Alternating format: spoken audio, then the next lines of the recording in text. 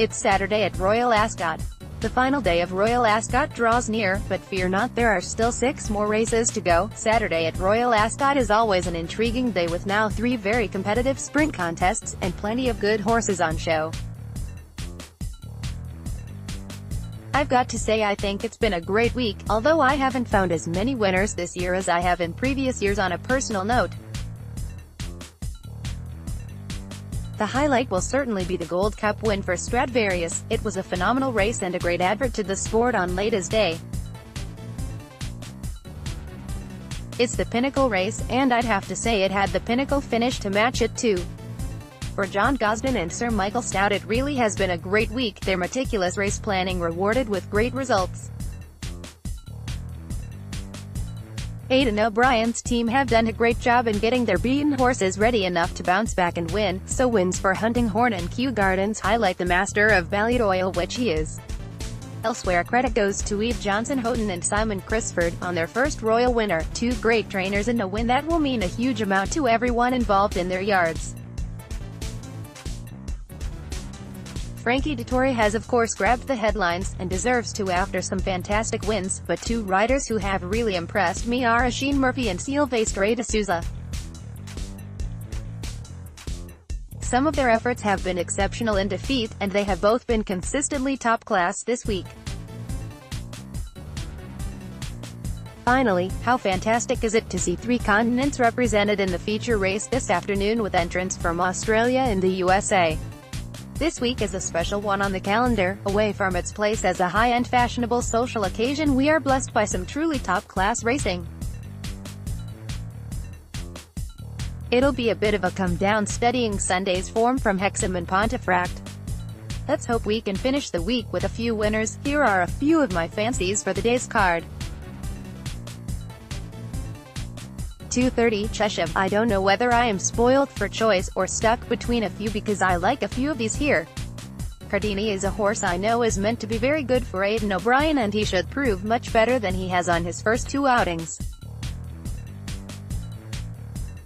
But looking at the figures Natalie's Joy racked up on her debut at Goodwood were highly impressive, and she has to be fancied to go close for Mark Johnston after such an impressive debut performance.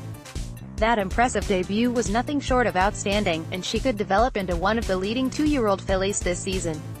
Odds correct as of the 18th of June 17 hours 47 minutes and 10 seconds. Odds are subject to change. 305 Hardwick Stakes. I have always rated Crystal Ocean as a proper horse for the Hardwick, and I am very excited to see him run after months of waiting for my anti-post bet. He shaped very well when winning over 1 meter 2F at Sandown, before following up in pretty convincing style at Newbury last time.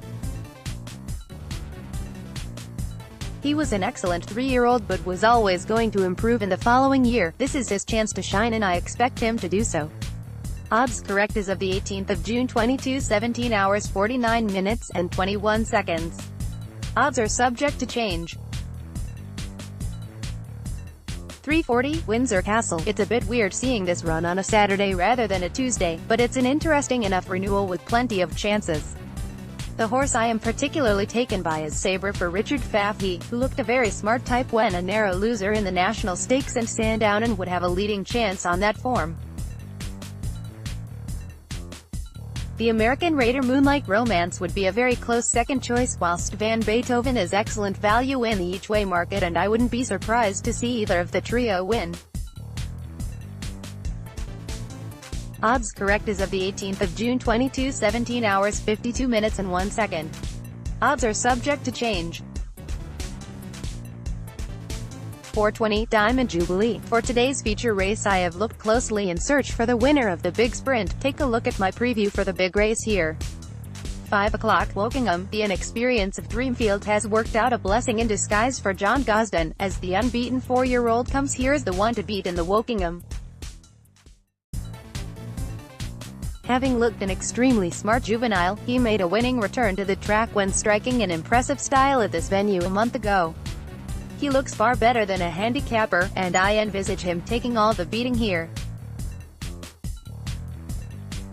Undrafted represents superb each-way value, considering he was a Group 1 winner over course and distance, whilst George Bowen could be place value.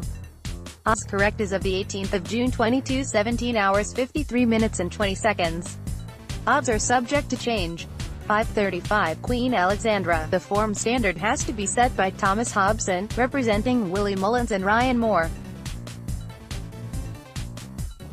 The 8-year-old was second in the race last year, having won the Ascot Stakes on Tuesday, and he certainly can go one better here. The main worry would be that it's his first start since the Melbourne Cup and it could be tricky coming back from such a long break, but he's a classy horse and I think he'll be too good for these. Andrew Balding's Count Octave is a classy horse on his day. He should be competitive and could be worth adding in a forecast bet.